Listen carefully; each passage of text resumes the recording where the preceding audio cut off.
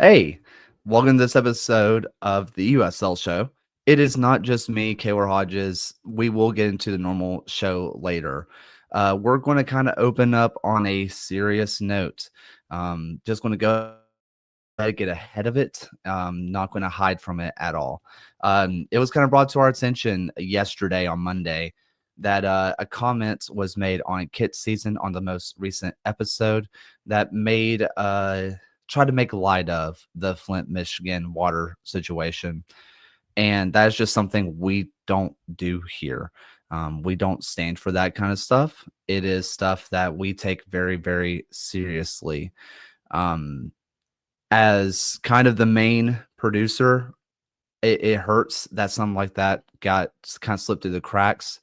While Kit Season runs independently, edits independently, and produces independently, as kind of the main producer that oversees everything, that does fall on me.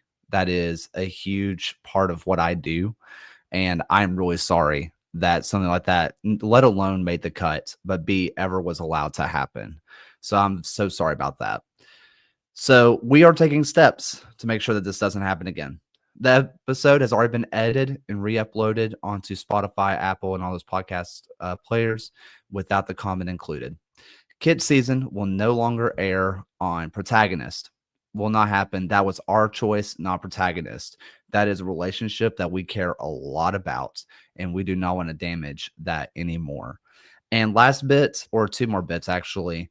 Kid season is on probation from the USL show. They will still upload and live stream, but if there's even like a hint of something going off the rails of an unsavory comment, we're done with them. It's done. They have been aware of this. You are going to be aware of this. It's not something we stand for. And the last thing, we want to put our money where our mouth is, and we already have. If you are someone who is a patron, or if you are someone who sponsors the USL show, the month of March and February, your kind donations have gone to the shelter of flint.org, to that organization where they help out the homeless in the Flint, Michigan area. Every single penny is gone to them. They help people who are homeless. A lot of them are 10 and younger. A lot of them are homeless for the first time, and they help provide housing, meals, anything they can to help the people of Flint get back onto their feet. And if you want to help out as well, we put the link into the description straight to the donation page. But we want to show you that we are serious about this. It's not just a flippant statement. We care. And this is something we do not want to do. We hold ourselves to a higher standard. We care about the community that we built. We care about your community, and we really do care. I, again, am so sorry that this happened. And there's no real easy way to transition into the USL show. So we're just going to hit the music and just kind of get into this. Yeah, see you in a sec.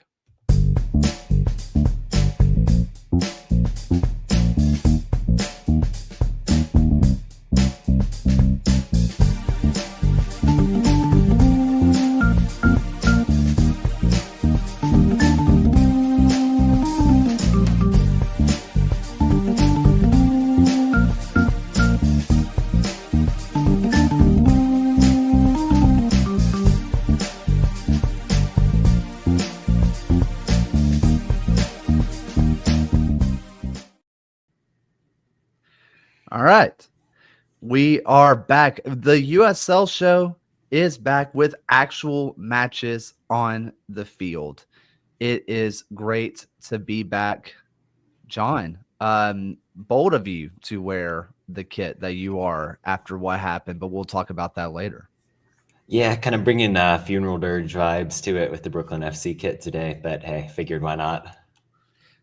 Ryan, also a little bit bold of you to wear the kit that you're wearing today.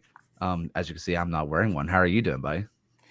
Doing well. The time change over the previous weekend really caught me off guard, as it does every year. So it's been a tough adjustment to get back to the change in daylight hours. Phil, you and I are kitless. You look great, man. A little bit of tattoo showing. You're rocking today. It is amazing. It was warm here in Ohio for like the first time all year. I got out and actually got sun rays to hit my skin during the day, and actually considered like canceling my future appointments with my therapist. I think I'm healed. I saw the craziest thing today. There were people in our pool, like in our community pool. Wow. I'm like, listen, I understand that like almost 80 degrees is warm, but I feel like that's not warm enough for the pool, but that's just me. Yeah. You kind of got to do it. Like there's that one day where it's way too early, it gets really hot, and sometimes you give in to the instinct. I'm here for it. Before we get into the action, can I be serious again? I want to be serious again. I just want to just throw it out there. This was our first Rowdies match week without Matt Cox, and I know a lot of people on the show have had a lot of just kind of conversations with him, and he truly was someone I considered a friend. He was good for a lot of things. Texting me whenever Tennessee beat Alabama, and it always made me mad. Texting me when Tampa Bay beat the Legion, and always immediately afterward asking me how I was doing. Not as a sports fan, but just as a human. Matt was a special human. I'm not going to be too man enough, or I'm not going to be too man to admit it. There was a lot of tears just kind of shed that day, just kind of thinking about everything that Matt and unused subs just kind of did for lower league soccer, but more importantly, what kind of Matt did as a friend. Matt was an absolute pillar in the lower league soccer community. I think somebody who inspired a lot of us, along with the rest of the unused substitutes crew, to like try our hand at content creation, try our hand at joining this community and trying to have a voice. Every time I interacted with him over the years, he was nothing but warm and personable, one of the easiest people to talk to in the lower league community. The fact that the Rowdies put the MC on the captain's armband was an unbelievable gesture as well. Yeah, I mean, it's a huge loss, and I hope he rests in peace. Yeah, Matt was one of the inspirations for me to get involved in covering USL. It inspired me to actually want to go back through and find the recording that we did from an old Tampa Bay Rowdies preview episode when he was on the USL show many years ago. And Matt was just the kindest person to talk to, and just someone who will be missed in the lower leagues soccer scene. Yeah, I want to echo what everybody said and just say that Seriously Loco literally wouldn't exist without Matt blazing the trail with unused subs, and obviously his partners in crime. But I think they showed that even though podcasts and sort of new media, if you want to call it that, like weren't taken that seriously by a lot of places around the league, if you did it right, you would be taken seriously. And that just shows, I mean, the impact that they had on the Rowdies just goes to show like what a labor of love that was. And Matt definitely had a very, very long lasting impact on this community, and we'll never forget that. Well, let's go ahead and get into kind of the conversations. Why don't we? A lot of fun stuff happened. The USL has officially kicked off, and boy, did it, because we had a good little listen, I'm trying to do producer stuff. It's not working for me. We had a fun match down in the retirement home of FC Naples. What most people thought that FC stood for, which was football club, what it actually stood for is fight club. As at the very end of the match is a 1-1 draw, Lalo Delgado goes to claim it, and it gets a little chippy where Dangler shows that he still has it from that U.S. Open Cup match against Miami all those years ago, if you remember that. And we end up having actual pushes, not handbags, real deal pushes. Not only is this a welcome to the league moment for Naples, but Chattanooga might be showing that they truly are Brexit ball that we talked about on the League One preview. This was very much a physical game from the jump. I don't think there were two more direct sides that were trying to impose themselves over the entire weekend. I don't know if either one was especially effective either, if we're being real. So you could feel the frustration kind of building over the 90 minutes. You throw in the fact that Naples was packing that place out, sold out for their first ever home game, almost 5,000 people. The atmosphere was ripe for something to happen. And I mean, boy, they ended up giving those fans something to remember for the rest of their Naples supporting lives.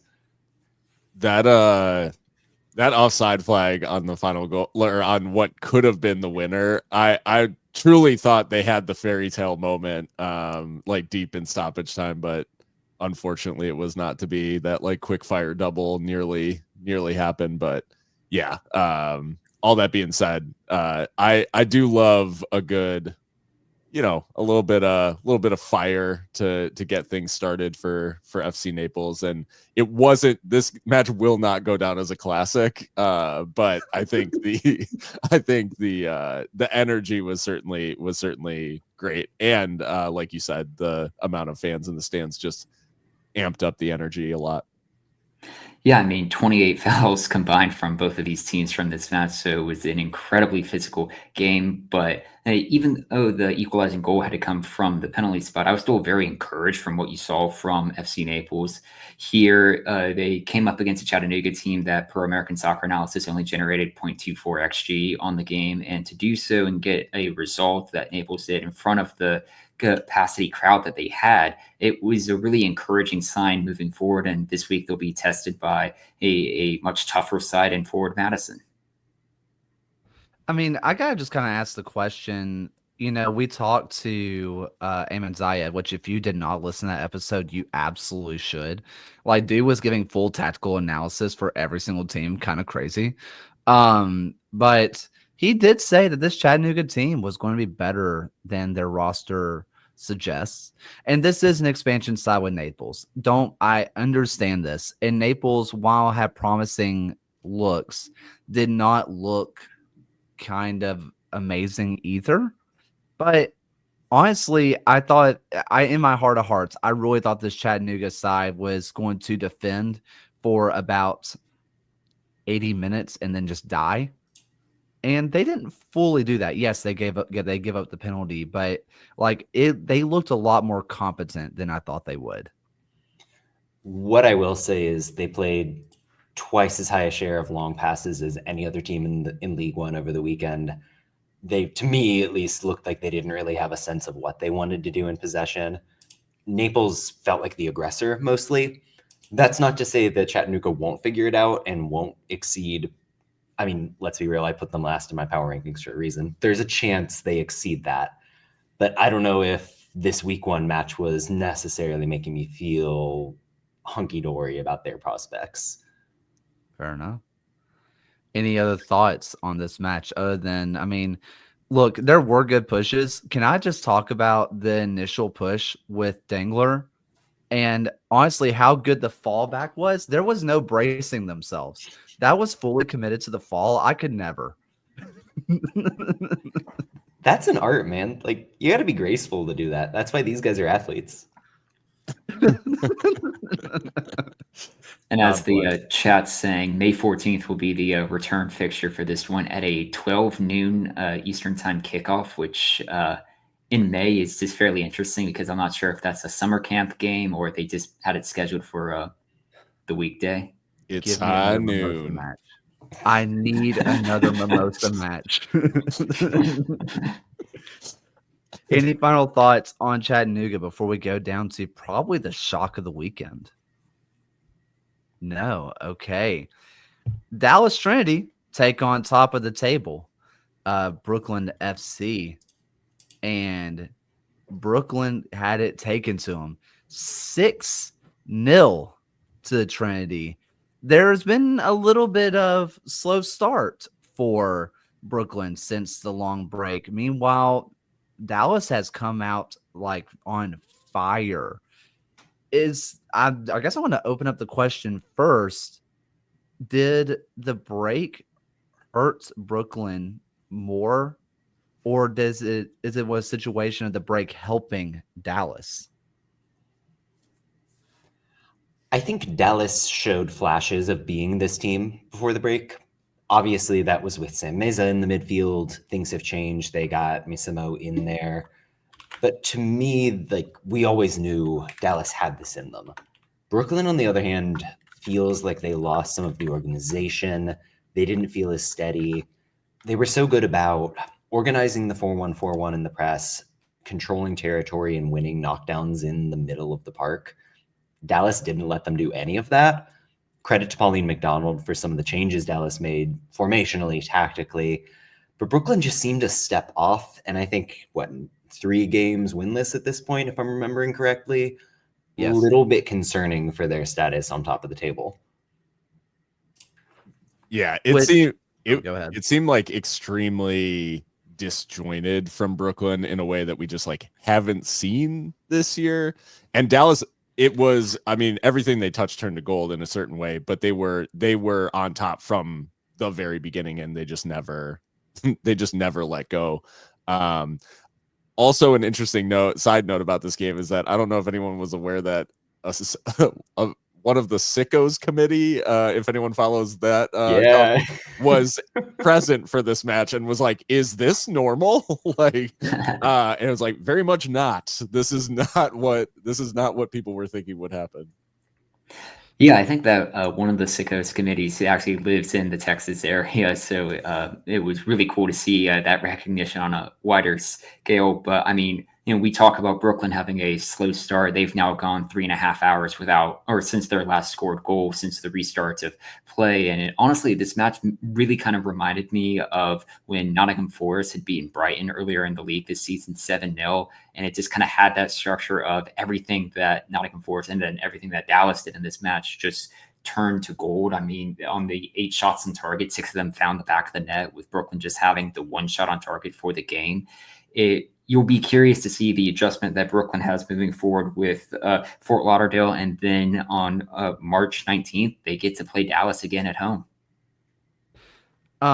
This, by the way, I just want to read out the goal scorers. Allie Thornton, of course, goals, obviously.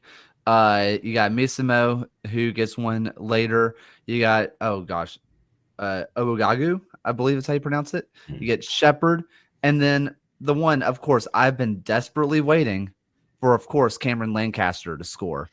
She was with California Storm last year, and she was one of their key players. And I kind of fired off the tweet last year, but seeing Cameron Lancaster score, I was just like, this is such a layup. I have to throw it out there.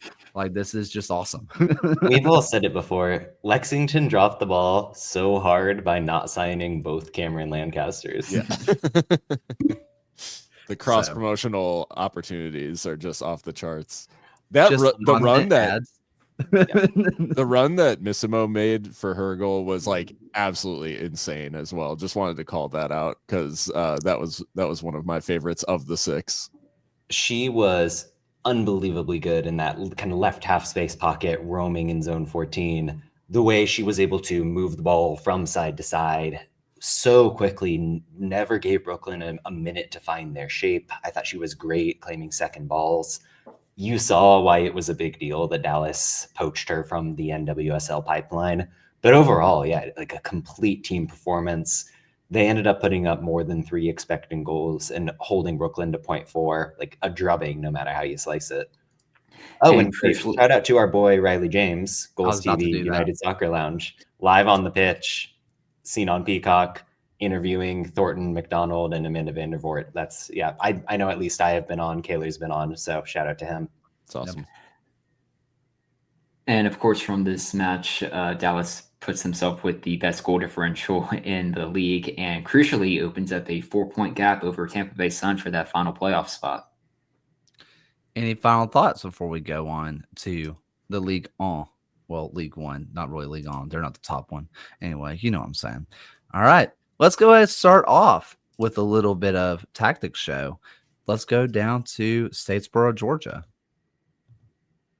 Tormenta and Richmond faced off in the League One opener on Friday night, and I was very impressed by Tormenta's ability to play directly through the midfield and feature their forward line in a very fluid 4-2-4 setup. You're seeing here Sebastian Vivas, the main striker, dropping in, trying to contest a play. and Aaron Walker, one of the center midfielders in a two-man pivot, immediately looking upfield when he gets possession. You see what that's liberating. Mason Tunbridge, who is almost playing a hold-up number 10 role, is able to receive from that direct pass, turn, and make use of a run from Vivas that's filling the far lane, distracting defenders, and opening up a spot for Tormenta to get a shot on goal.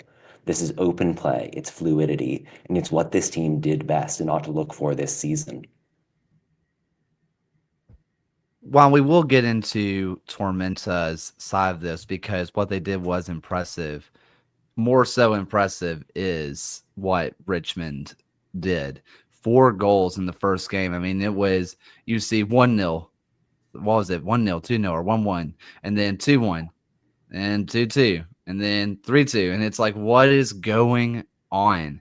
And then you only get 1 goal in the second half. Super, what are we doing? Like, we got to score more goals. We got to get back into this. The second half is so boring, apparently. But, I mean, Hayden Anderson getting started early.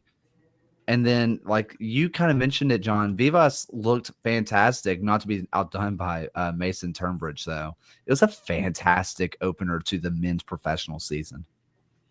On the Richmond side of things, because I think you're right to spotlight them, this is a club that, if not leading the league in possession last year, nearly did so. And they only held about a third of the ball in this game. They were willing to let Tormenta kind of run it out with their 4-2-4, really let Reed Steffen and Nyanjo overextend on the wings. And as soon as they got the ball back, they were driving through Seufert as this pivot player in the middle, letting him either work it to him, Anderson and Fitch, find Darwin Espinal on the left. It was a different approach for Richmond, but it felt like the evolution you wanted to see from this team over the offseason. Obviously, I highlighted in the tactics show, I liked a lot of the ideas that Tormenta had.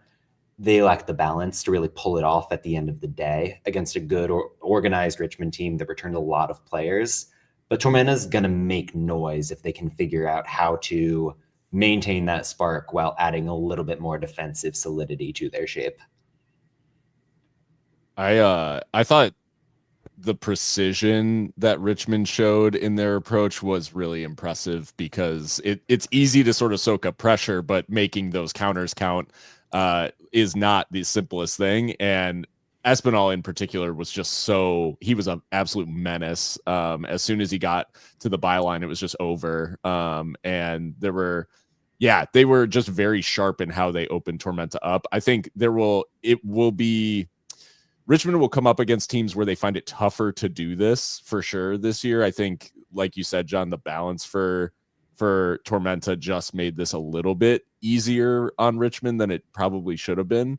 But overall, like, I was really impressed with how Richmond were able to execute their game plan because, like John was saying, like early doors, it was like, I was like, Tormenta's about to run them off the park. Like the way that their attacking movement was, it just looked like it was going to be very one-sided. And credit to Richmond for executing their game plan extremely well.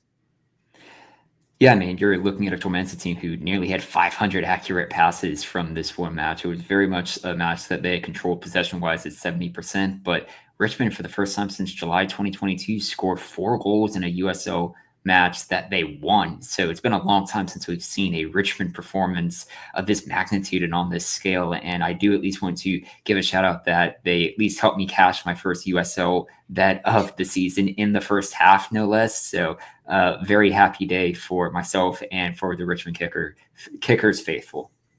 Just one thing, and I understand not all the shots from Tormenta were threatening, but the difference that Sneddon has made for Richmond, like, he has shored up a lot of the issues. You mentioned it, Ryan. They would score goals because, they have arguably one of the best, if not the best, forward line in USL League One when you're looking at name power alone, right? It's incredible. And you mentioned Espinal, Phil. There's obviously Terzaghi, who is just him. You had Chandler O'Dwyer, who was great. You had Seufert starts. That's a great lineup. And they're going to score goals, but can a defense hold up? In this match, they did. But, John, I kind of want to pivot. Let's look at Tormenta. They looked again, you mentioned the tactics show. The middle of the park was a lot more solid than I thought it would be. I didn't think that's where the strength was. I mean, I was looking at Taylor Gray and saying he's going to be the superstar on this team, and they didn't need him to be. They looked great in the middle of the field. You think about Aaron Walker and Gabriel Cabral and that pivot, both of them very clean on the ball, good in how they were receiving, how they were turning when they got passes coming their way. The progressivity they had and the spark of that forward line just made a lot of sense. And I think Tunbridge was a key in terms of almost the hold-up play he was offering at some moments, but mixing in the ability to make the runs over the top. This is going to be a very diverse attack with a lot of outlets.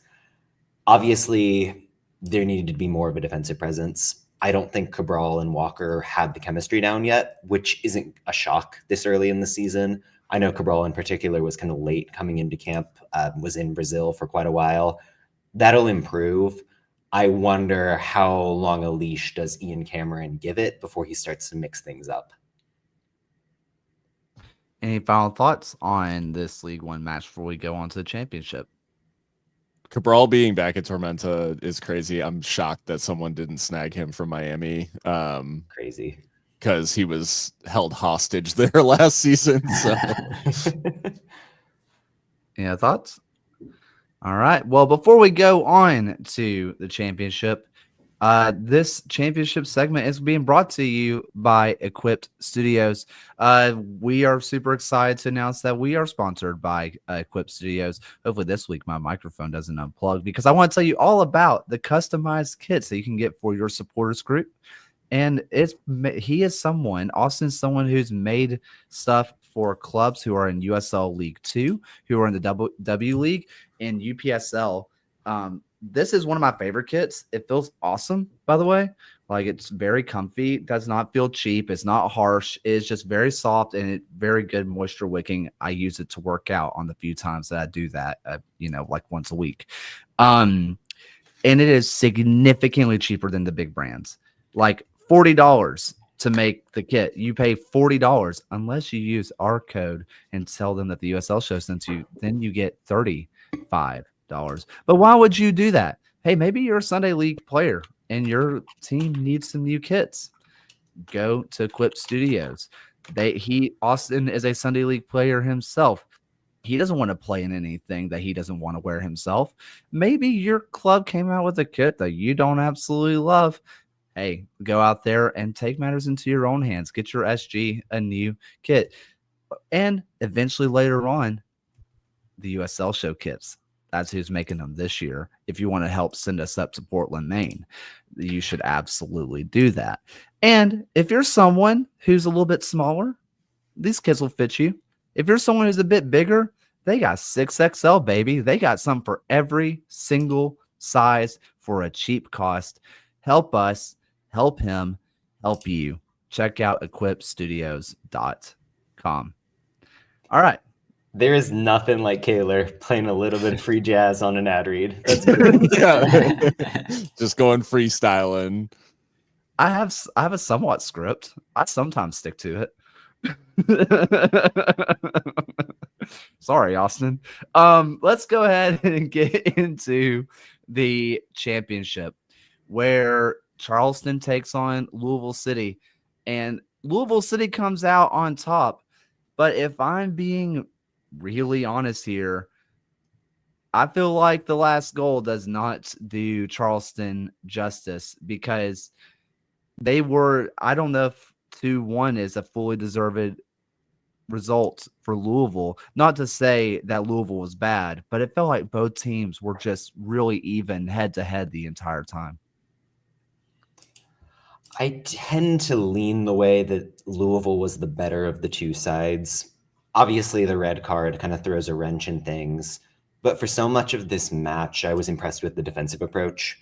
You think about Lou City and you think about a team that's very aggressive in the press, and you certainly saw that, especially in the counter press when you got Goodrum and Jansen Wilson and Taylor Davila involved towards the right side. That was great. But facing off against Charleston Build, Lou City was almost happy to just let Aaron Malloy get his touches, and they were focused on shape and denying him the ability to pass upfield. They were very narrow, very compact, not only in terms of the front line, but from back line to front line, giving up very little space in the midfield. And Charleston didn't have a good response to that for a majority of the game. When Ben Pierman started to let Juan Torres do his thing, kind of roaming centrally, getting touches in a number 10 kind of space in complement to Emilio Icaza, you started to see Charleston get sharper. But Lou City got what they always get with the Ray Serrano goal. Very physical. You're focusing on winning the ball back in dangerous areas. I love the approach from the jump, as I just explained. Obviously, these teams are going to be dead even every time they play. This feels like if they played 10 times, they'd split 5-5. Feels like a just result given all of the context. I do love that the quality of the top of the Eastern Conference is such that like this very, very talented Lou City side in Charleston feels like they need to sit back a little bit and make sure that they play structured and organized and can't go play like high flying football, because I think what Ben Pierman maybe set out or maybe said by like playing this particular lineup is, I think Aaron Malloy and Husu can beat you in midfield, like can beat Zach Duncan and Taylor Davila in midfield, which is crazy, like an amazing battle. And Danny Cruz was like, I'm not going to play that game, essentially. Like, we're going to play an entirely different game and let you kind of crash against us. And we're going to then hit you on the break. And they just showed, I think, like, one, it showed the level of ability that is in at the top of the East. Like, these teams are just very, very talented and good. But it also showed the little bit of tactical, like the chess match that was being played here by these coaches. And I think on balance, Danny Cruz like wins this round of Pierman Cruz. Will it, be similar when Charleston visits Louisville? We'll see. All in all, I do think the red card was harsh. So I think overall, like, that was harsh on Charleston, and it was especially cruel that it is essentially like a goalkeeping error that is the last, that allows the last goal. Given that wasn't really like how the match had gone up to that point, it was very, very cleanly played. But I won't begrudge Louisville coming away with all 3 points, because I do think that they played a very, very good game and executed a strong game plan. Yeah, and even prior to the red card, you still had Louisville out shooting Charleston 4-2 in terms of shots on target for this one. This was actually Louisville's first time that they actually got a win in Charleston since August 2019. So it will be interesting to see how this series, which has typically been dominated by the home team in years past, how it returns back when Charleston visits Louisville in August of later this season. Phil, you kind of mentioned it. Ben Pierman said, our holding midfields, arguably the best holding midfield duo in the league. I would, and I guess I'm biased. I don't get into the weeds that much, but I think they could outplay a lot of MLS teams holding midfield duos. I mean, Malloy and Husu is just that good. Maybe I'm totally off kilter here, and I understand that Ben Pierman has a style, but I am so accustomed to a Ben Pierman team being a chameleon and transforming themselves into whatever you're bad at.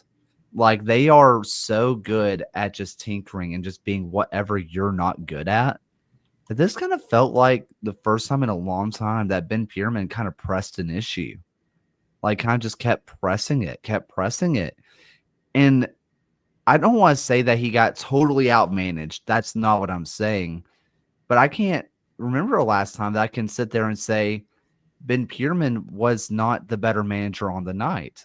Was it close? Absolutely. I thought it was neck and neck, but it doesn't happen very much, which I do think more speaks volumes to where Danny Cruz is and not where Ben Pierman is. I thought it was interesting that Pierman went with the halftime changes, like bringing on Douglas Martinez, bringing on Nate Dos Santos at left back.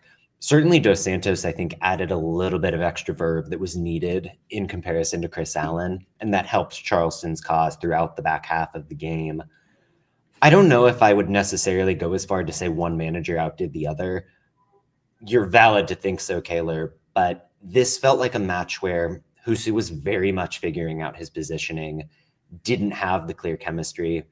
there's a reason that Martinez and Klein split minutes. Like, they're getting used to the battery system. It's almost a mulligan managerially for me, frankly, because of those extenuating circumstances in the Low Country.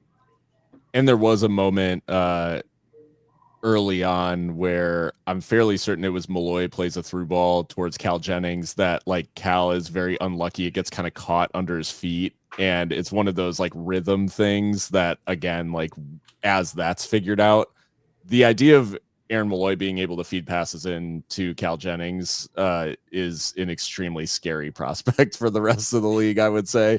So they were a bit of luck, probably, you know, away from creating a very, very big chance early on with Cal Jennings, and that obviously would change the shape of the game at that point. So who knows? But yeah, overall, I think, you know, Louisville just about got it right, and they got the bounce at the end as well.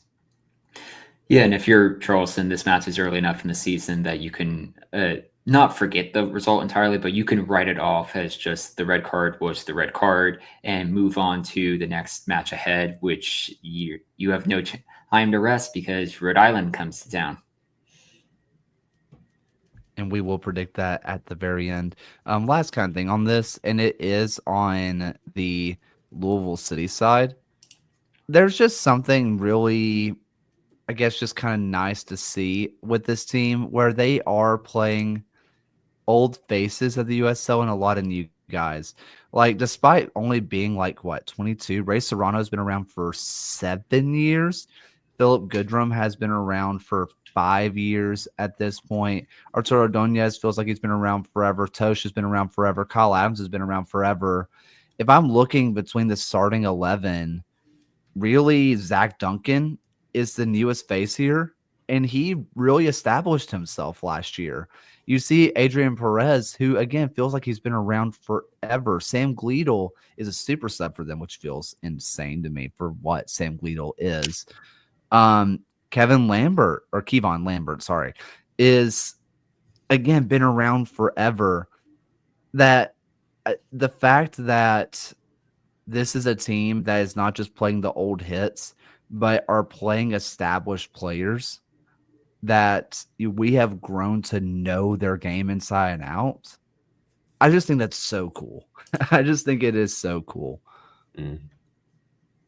So, any final thoughts on this match?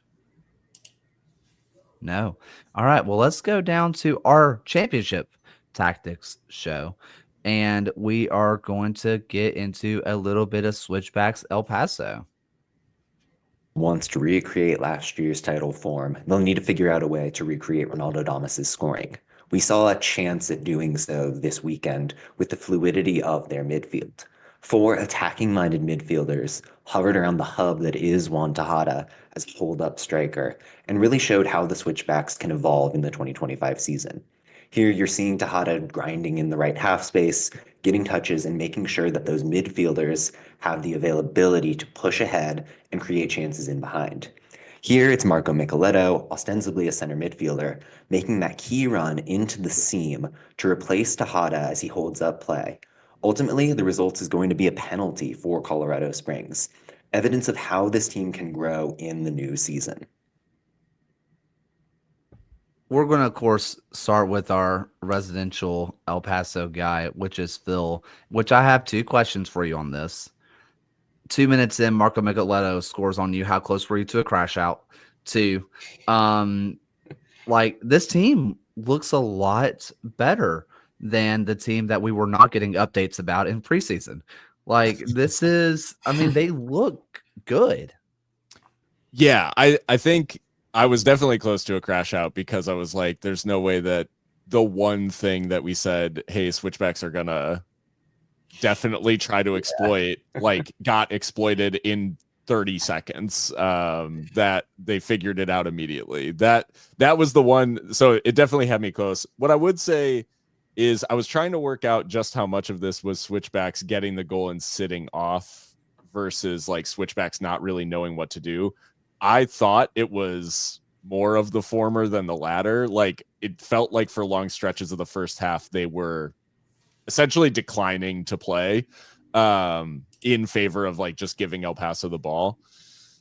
That being said, after my initial frustration was wearing off, Locomotive's attacking patterns do make a lot more sense than they did last year, and I can at least see like the semblance of a plan of how the ball is meant to get into the net. I think where it, and this is where I'll plug at USL Stat on Blue Sky, because all of those analytics that you're used to seeing in, I think like people have seen in maybe different accounts and stuff like that. Over on Blue Sky, he like provides a bunch of graphics and all this stuff. It's really great. So the pass map of El Paso shows to me like what they still need to figure out, which is Amando Moreno knows exactly what he needs to do. And that link up with him and Ricky Ruiz and Frank DeRoma as the outlet in midfield, that all made a lot of sense and it all looked very good. But once you started talking about Beto Avila and Tumi Moshibane and how they were meant to link up on the right side of things with Quezada, it didn't make as much sense, and almost none of the attack went through that side. And it was because like their average positions were straight up like on top of each other. And so there is some figuring out that needs to be done on the right side. But I mean, you can do a lot worse than having Amando Moreno as a focal point. Ricky Ruiz was very active down the left, and I thought had a very good game. And Frank DeRoma was unbelievable. Like he was fantastic. He was a lot of the reason. Like Robert Coronado, I think, was a steady presence for Locomotive towards the end of last season, but DeRoma has that capability to receive the ball with his back to goal, turn people, bring other players into the game, and his ability to run. He actually got pointed out by the referee and got several switchbacks players booked because they had keyed on DeRoma as like their press trigger, and they were just kicking him the second he got the ball. And the referee actually, this is credit to the referee because he actually noticed this and pointed out that the next guy who fouls him, rather than like, oh, you fouled a bunch of people, but it's like this guy's getting fouled so much that the next guy who fouls him is going to get booked. And so that actually, he was pivotal to what they were doing on the night. All that being said, Locomotive improved for sure. I think the frailty is still there from like sort of what they struggled with at times last season. But I think the structure and what I saw like over the course of 90 minutes was definitely encouraging compared to most of last season. 100% on the El Paso side of things. I was impressed with the relationship DeRoma and Coronado had in the press as well. DeRoma really getting in people's faces, tracking quite tightly, limiting what Colorado Springs could do as they tried to build forward. And this shape-wise for Colorado Springs, like Zach Zandy was playing the 6, Micheletto and Anthony Fontana were kind of these dual yields, number 10s in the middle, but neither felt like they could get going outside of that one sequence 30 seconds into the match, which is a testament to El Paso, who would not have been that solid at this point last season. And again, Ruiz and Amando Moreno really killing it. I think the use of Beto Avila as a little bit more of a hold-up centric forward is good. Not if Toomey is the guy next to him on the right. So something to figure out there, maybe Andy Cabrera. But yeah, good stuff. I think Colorado Springs learned a lesson about how to see out a game. Early in the season, you don't have Speedy Williams this time around. Akeem Ward is getting used to the right side again. A lot of factors combining for them that just didn't pan out. Ultimately, though, I think I feel good about both of these teams leaving this match. Yeah, I mean, El Paso coming away from this match, out shooting the reigning champions at home and getting a result, especially in the manner that they did with the last second equalizer from Wilmer Cabrera Jr. of all players, was just a kind of phenomenal setting for an El Paso team that really had a challenging season last year and really needed this offseason and this opening game, which I had mentioned in one of my previous articles, that this opening period of games is like really crucial for setting the standard for Locomotive moving forward. But yeah, it was an incredibly encouraging performance, and I was thrilled for the last minute equalizer because it meant another prediction had came true. John, go ahead. The last thing I was going to say is that I think for the Colorado Springs side, if Yosuke Hanya was like slightly sharper on the night, they probably could have done more damage. There were a handful of times where he took up really good positions, but either like couldn't get on the ball or like maybe took a loose touch to where the ball got cleared. And there were a handful of times where I'm thinking like, oh, this is big trouble. And then he got booked for diving as well, which was maybe a little bit harsh. I would say because if he had gone down at the initial challenge from Aquay, then he may have actually earned a penalty, but he went down like well after the fact, and unfortunately got the booking. But I think he's going to be really key, or whoever is occupying like those wide positions is going to be so key for Colorado Springs. And if they have an off night where you're only going to have a handful of chances to get on the end of something, like he would just need to be sharper, and I don't think it was exactly his night. John, I'm going to kind of bring this up. When you were looking at Colorado Springs versus Rhode Island, and even more in the postseason, you had brought up Juan Tejada as the 10, and that was kind of your big secret weapon for Colorado Springs and why they would win it all. Now he's playing as the 9, and I guess the official name would be a false 9, right? I understand there's a term, but him playing up top, but essentially just being the hold up guy and just kind of spraying the ball everywhere. Him being the guy to hold it up and distribute and essentially be a 10 and letting everybody else kind of just overflood, like just kind of overwhelm their back line. Is that enough for Colorado Springs going forward? Or do you think they do need an out and out number 9? I mean, the question right now is, can Justin Dillon be that guy? At this stage, given the way the league has changed, I don't know if the answer to that is yes. Frankly, I don't think Tejada did enough false 9 things. Like, he kind of felt caught between roles for this switchbacks team in a way where if you really just let him commit to that, if you kind of go legitimately strikerless, let Hanya make the runs behind, try to let Levante Johnson stay wider a little bit more, that feels like the best way for this team to play. I don't know, given the mix in the midfield, given the way they want to build out, if that makes a whole lot of sense. The easy answer is go buy a striker, frankly, but we'll see what gives for James Chambers. Will Kyle Adams do? Or Charlie Adams, sorry. Will that do enough?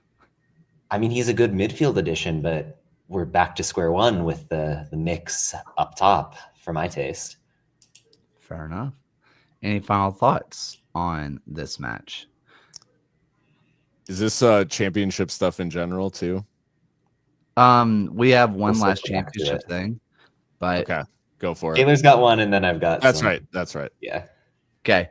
So let's go ahead hit the last little bit of championship thing, which is the kind of corner kick breakdown, which I'm going to go ahead pull up right now. All right, if it's going to play.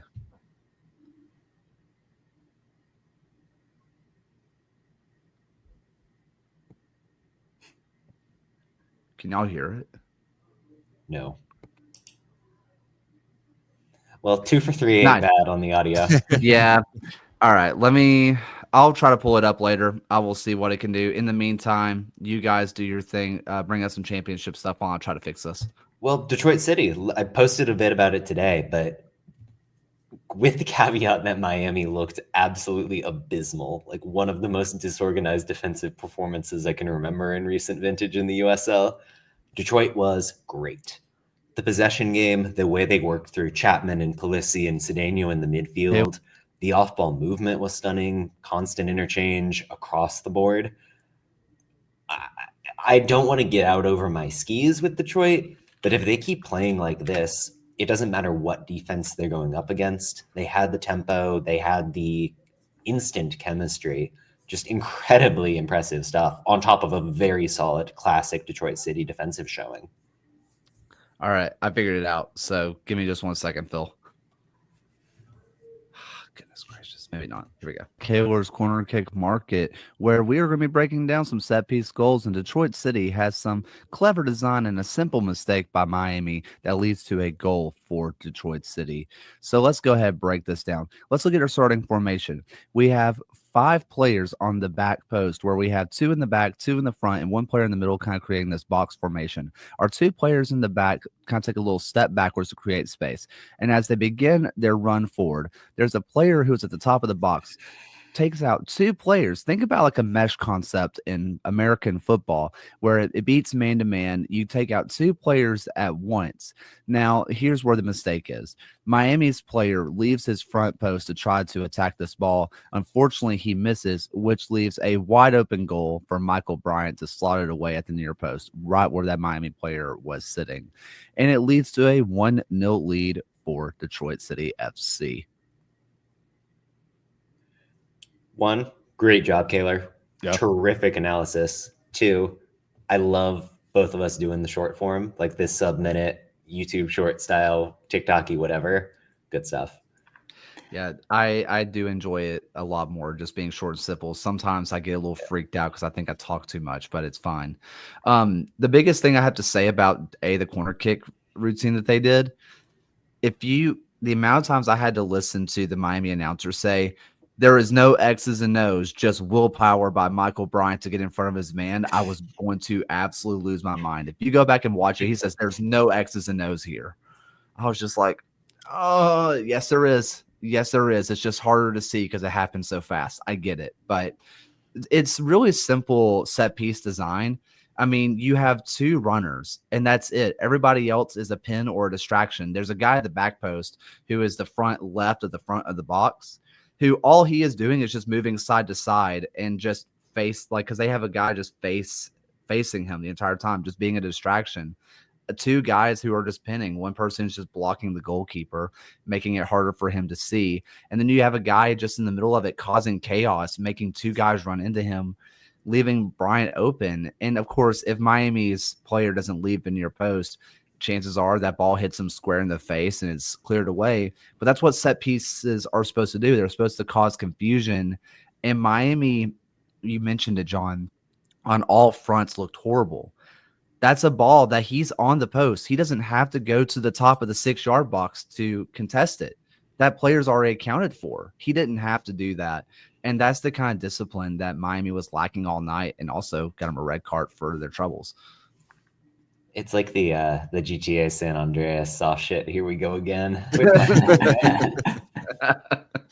It was. I will say, John, I laughed at your the post of the Kaler Corner Kicks Market photo that you put on Blue Sky. You have no idea. I was looking for the best farmers market stand I could find on the internet. One USL championship that I had, if we're going to go away from a bad Miami, was that an ex-Miami person, Antonio Nocerino, got a 1-0 victory for Tampa Bay. I know we had a lot of reservations about Nocerino's appointment in Las Vegas, and it wasn't without its difficulties that you had Tampa Bay with an absolute they pestered the Las Vegas goal for this entire match, but the fact that Las Vegas were to keep the clean sheet and walk away with all 3 points headed into the very big Dennis Sanchez derby this week, it has a little bit of positive feelings from Las Vegas Lights right now, and their kids look great for the season. My last championship thought is the acronym LADS. This one's for the lads. Loudon always does this shit. Why I feel bad for you, Kaler, because Loudon starts the season out, starting the season off against Loudon is such a cursed chalice. It's insane. They will not be this good the rest of the year. They played probably the perfect match. They were unbelievable. And I'm like, there's no way that this is what Loudon is. I simply won't believe it. Abubakar was awesome, by the way. Awesome. He was just lightning in a bottle. Legion was also horrible. They get their goal. Jake Roof, love that guy. He's the best. But other than a moment of magic, it was awful. And that's not to take anything away from Loudon, who absolutely forced the mistake. if Legion were allowed to build up to the middle and just have space on the ball in the middle of the park, I do feel like the game goes differently. But you could kind of tell that no one really pressed them centrally like a Coach Ryan does. And it shocked them. And you could tell that an Enzo Martinez was missing. But also, if you're relying on one guy to be your saving grace, especially, I love Enzo. Dude's like 36. You can't rely on him to be around forever unless he's Matt Van Okel, who's just never going to retire. And like, I think that Loudon forced a lot of mistakes, and Legion had zero answers for it. It was fascinating, and honestly, I wasn't even mad at the end of it. I was just again fascinated by what was going on. It was like, why is this not working? Why are things not kind of meshing together? And it took about 40 minutes for Legion to understand kind of the press that was coming at them from the midfield. And by that point, it was too late. They tried to play out of the back. And when you have a young player, young 16-year-old like Rami Zamuda, he looked amazing on the ball, but there was no one to pass to. There was no one in the midfield dropping in deep to do anything.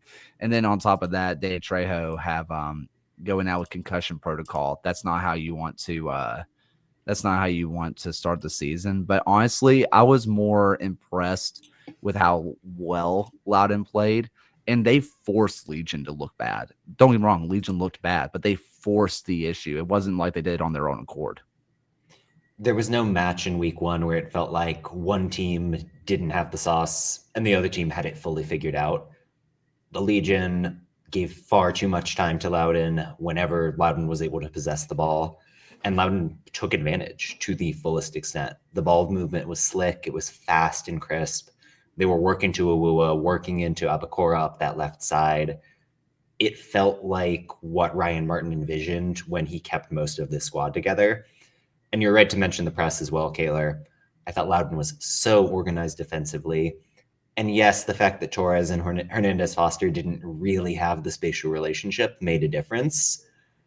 But credit to Loudon. Ryan Martin set this team up. They knew where they needed to be. They knew what their triggers were. Great performance from this team that, let's be honest, I think we all had a handful of doubts about. This makes you feel good about Loudon as a legit playoff team this year. If the season ended today, Loudon would be the number 1 seed in the Eastern Conference, let the record show. The people's champ. I mean, there was a part of me that was upset that Legion lost, but also I think is not just a secret at this point. I am just heavily rooting for Loudon at all times. Just heavily rooting for them. I won't out who said this, but I did get a text during this game of, boy, Kayla's going to have split loyalties with this result. So you're really living this up. It's true. The people's champ. Yeah. So are we ready to get into some predictions? I've got one more shout to the boys from Westchester playing Greenville, holding them to a draw. Fun, good game on Saturday. Love to see it. I was going to mention Greenville coming up because, hey, it is a battle of the belts as we get into our predictions segment where there might be a belt changing hands, and it might be handed to Ronaldinho as he is going to be in attendance for this match. Turns out when we talked about it earlier, Ronaldinho does know where Greenville, South Carolina is. Is that because they asked him to come out this time? Maybe. But he's going to be there for the groundbreaking for Greenville Triumph's stadium. And he's allegedly going to be at the match, which I kind of put it out on Twitter and Blue Sky that, really the highlight of his career is going to be meeting our good friend, Giovanni Cagnas. That really is the highlight of Ronaldinho's career, clearly. So I'm excited for this one. That we are going to see what this Union Omaha team looks like in their title defense, where they get a big central midfield presence and a big forward presence, where a lot of the holes that Eamon Zayed rightfully pointed out seem to be kind of filled. But Greenville came out and looked great against Westchester. Westchester had, like you mentioned, a little bit of issues. They're an expansion team, but they're a dang good one. And Greenville looked like the more mature squad, as they rightfully are. So let's go ahead and get into the predictions. John, let's start with you. I've got Greenville taking this one. I think it matters that they've got some real match minutes under their legs already. This is a squad that, despite adding some big names, still has some continuity and played a system that was pretty much identical to how they ended 2024. Yes, it's a short turnaround, but I think being at home for both legs of it matters. Omaha has some question marks. Where does Prosper fit in? What do you do with that front line with Amici and Wamri? I think Cello is going to be awesome in the central midfield at some point, but does he slot in already? I see this game being low scoring and somewhat defensive overall because I think Omaha is organized at the back and can counter Greenville's strength quite well, especially if Greenville wants to kind of work expansively through Evans on the right. But yeah, something about this is just leaning Greenville for me in the end. Ryan? I've actually picked Omaha on this one. They are weirdly on a streak of 4 consecutive wins against the Greenville Triumph right now. So I think Omaha go into Greenville and make it 5 in a row against the Triumph and spoil the party. And Ronaldinho's birthday is actually in 10 days from today when he'll turn 45. So it will be an unhappy early birthday gift. Bill? I'm going for Union Omaha on this one as well. I think they just come out of the gate strong, and I'm also taking a new tack this year, which is I am waiting for predictions to come in, and then I am picking against like the crowd so that I can pick up points in almost every matchup, because this is a pure numbers game at this point and I can't do worse than I did last year. So I am also playing some of the averages here to try and gain points on people. By the way, there is a change to the way we do these predictions. We went from 10. We are now down to 6. We'll take 2 from Super League, 2 from the Championship, 2 from League One. And our prediction segment now will only have 3 matches to predict. If there is especially loaded match or loaded week where there's like 3 great matches in the Championship, we'll be flexible and add 1 or 2. But we're going to try to stick to that 6 pretty strong. For me, if you are watching the USL show for the first time, thank you. There's been a whole lot of new subscribers. Go ahead, hit the subscribe button if you're on YouTube. We're trying to get to 1,000 before July 25th. I don't pick draws, even when I think there is one, which I do. So I'm going to go with the home team for the graphic, and I'm going to say Ronaldinho has an amazing birthday and coming up in 10 days. Apparently. Thank you, Ryan. And I think that what Greenville did in getting actual match minutes together, going against the Union Omaha team, which looks great on paper, but they have yet to play a real match, honestly, without Dolabella, which I think is a huge deal. And yes, they have added some firepower. They have replaced well in the midfield, but it's never played together. This Greenville team has this year. I am going to go with the Greenville Triumph. John, we're going to go back down to the Low Country where we have another rematch because, hey, the USL schedule makers were really in their bag this year. They said, Charleston, what's the hardest beginning of the season we could give you? Well, let's give you Rhode Island. Why not? And this is a Rhode Island team that haven't really, what did they do? I'm trying to remember. Did they play last week? They did not, right? No. I didn't think so because I was like, am I trying to recall a match? Did not happen. So they're a little fresher. Charleston's going, but they have a week. Charleston has a week together and a week coming off a loss. Are they going to be extra motivated? John, who do you have? They might be motivated, but I think it's going to end up as a draw. I think matchup-wise, we obviously saw last time around, this was the dead middle of the J.J. Williams heater. I think Rhode Island made some really keen adjustments mid-game and was able to shut down Aaron Malloy pretty effectively. Can they repeat that while they're integrating Maxi? I know there are some injury issues at the back potentially for Rhode Island. Feels like this will be a fascinating matchup to see what Pierman does, but I think it ends splitting the points in the end. Ryan? Yeah, I picked a draw on this one as well. Both regular season matchups from the teams last year was a draw, including 1-0. So I have the points being split, and for the first time since October of last season, Charleston goes 2 consecutive home games in the regular season without a victory, including that 2 consecutive games from last year was also a draw against Rhode Island. That was the second game. Phil? I actually have Rhode Island squeaking out a win in this one again because I'm the only person who's picking Rhode Island, and so I could pick up some points here. But I think Rhode Island are going to be extremely strong this year. I like the chances of coming in, and they're going to present like a very different challenge for Charleston than Louisville. And I like the chaos that their front line can cause against what is a very good Charleston defense. So yeah, I'm going for Rhode Island, and maybe a little bit of a 2-game crisis down in Charleston. They'll be fine. I think they'll be fine as well because I think they're going to get a win versus Rhode Island. We talked a lot about Husu and Malloy and just like what they can do as a holding midfield pairing. And when you have the best two holding midfielders in the league playing together, you can slow down a lot of the attacks. You can slow down almost everything. And their back line is still fantastic. And we talked about it before.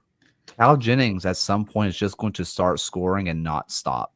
I don't think that his heater is going to start in the second game of the season, but he does have to get off the mark. And this feels like the kind of match that's going to do it. I think it's going to be a party down in the Low Country, have a great time with the shrimp broil with my friends. And I think they are going to be walking away with all 3 of Patriots points. Finally, we are going to go with the Super League, where we have the Tampa Bay Sun, who we did not talk about them in this match, where they get a draw with another Florida Derby. I feel like they always play Fort Lauderdale. I know they play each other like 4 times, but I feel like this is the 7th time they've played each other, and it's yet another draw. And Carolina coming out with a win in their last match. These are 2 teams that are truly on the ascent, but only one of them can walk away with all 3, or they could share it. John, what do you think? Leaning Tampa Bay here. I think both of these teams are kind of coming off of results where you feel like, yes, they got points, but they weren't really clicking offensively. Carolina's real strength was the combination play of Ashlyn Merrick and Riley Baisden on the right. Tampa Bay is set up to shut that down. They've been running with this kind of off-balance formation where Paige Almendarez plays pretty low at left back, and they let Jordan Zaid get upfield. If you're already hedging against the left, you're shutting down what Carolina does best. I also don't think the Ascent are as organized as Fort Lauderdale. I think Tampa Bay is going to have a better time in possession, a better time creating chances. So, hey, yeah, leaning Sun. Ryan? I picked a draw for this one. What stood out to me is that these teams have scored in each of their last 4 games, so I do feel like we'll be on the cards for a really high-scoring fixture. So both teams score, but it ends all square. Phil? I've got Carolina in this one. I particularly what I like about their game against Lexington coming into this game against Tampa Bay is just that they were able to create chances. So if they can find a little bit more fluidity, I do think that they can be dangerous. And again, nobody else picked them. So I'm finding my gaps here. This is gonna kill me every time we do predictions, man. I'm gonna see if I can game the prediction table. Well, I mean, I would prefer you didn't, honestly. Just to be honest. I want to go with the Sun here. I like what Tampa Bay are doing right now. I've been kind of on this train that I think the Sun might end up being the end of the season champions. They just feel like they have that about them. It's not really something I'm willing to like just stamp and be like, yes, I absolutely believe this. But they are one of the teams that I just get the feeling about. And Carolina, as much as their 2-1 win impressed me against Spokane, Lasses at Spokane, like they're not great. I don't know how I feel about it. I need to see them do it against a better team personally. I went with the Sun. We've got lasses and lads covered. I was going to say lads. Any final USL thoughts? Because I have one. Fire away. I'm going to stick with the Super League. If she keeps playing like she's doing, Hamid is getting my easy MVP vote. right now. She has been awesome. What she does off the ball is incredible. And you're going to struggle to find a pure striker of the ball across the Super League. What she is able to do is just awesome. If she can just keep this trajectory going, she's probably getting my vote. Don't hate it. Don't hate it. Depends on the final table, honestly, and how Fort Lauderdale ends up faring. Yeah. What about y'all? Any final USL thoughts? Texoma coming out today. This is a team that I had some real doubts about. Obviously, we were mixed at the end of the show with the League One preview. Ozzy Ramos is a player that's really going to add solidity in the midfield for them. Didn't see that coming. Davy Mason, they badly needed a left wing back. He's the guy who can do it. Interesting squad there and a lot of League One experience. I'm excited to see them play. Anybody else? All right. Well, let's go ahead and let's do some final thoughts of the night. John, I want to go ahead and kick it to you. Yeah, I'll start with plugs. Go check out Backyard and everything. I'm writing a ton there. We've got a new USL Championship specific pod, which I think is really good. So, well, I think the beauty of the USL show is we talk about everything. We talked about a fight. We talked about the Super League, League One. Diggy, if you want the championship specific, I think this league is great. Peyton Gallagher, who calls games for League One, is doing unreal production work. So, yeah, check that out. Ryan?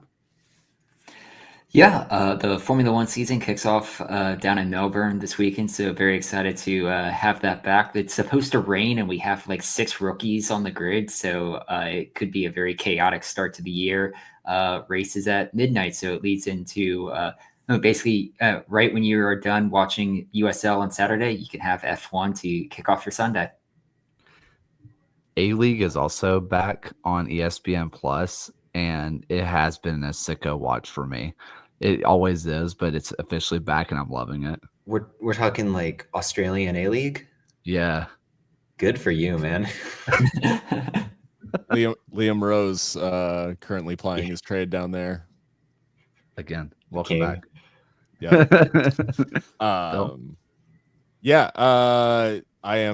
I am similarly looking forward to F1 this weekend, but I was very wrapped up in the traders. For anyone speaking of non-plug things, I was very invested in that. So no spoilers or anything, but that is it is the best show in reality TV at the moment for competition reality show watchers. And then I was very ill last week for kind of the first time in like 3 or 4 years.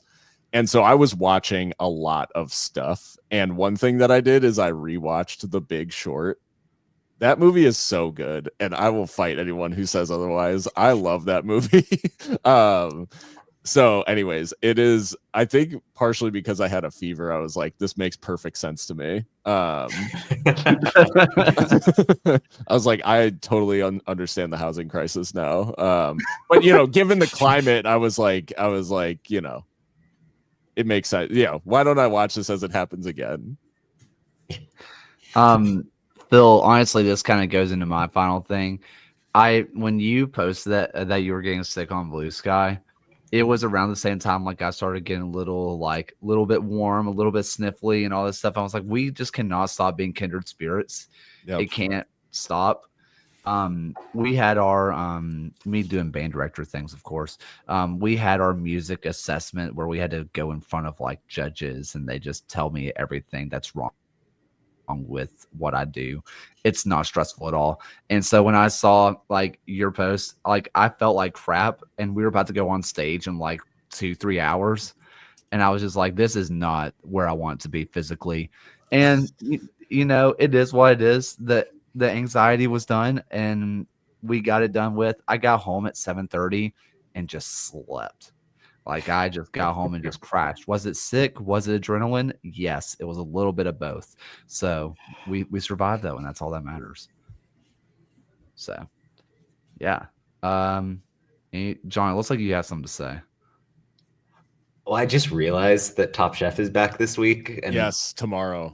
I cannot wait. Or wait, Thursday, I think. But like USL back, whatever, cool, fine, cool. Top Chef, that's my sport. Mhm. God love. All right. Well, if no one else has anything, we do appreciate you all so much for listening. To our patrons, thank you so much for supporting us. Also, go check out Equipped Studios for some nice, cheap, fully custom, wonderful quality kits. And as always, thank you so much for watching us. Here is Alan's voice. Thank you for watching another episode of the USL Show. The USL Show is now proudly part of the Protagonist podcast family. Please go to protagonistsoccer.com to check out more work. Thanks for stopping by, and we'll see everyone again next time.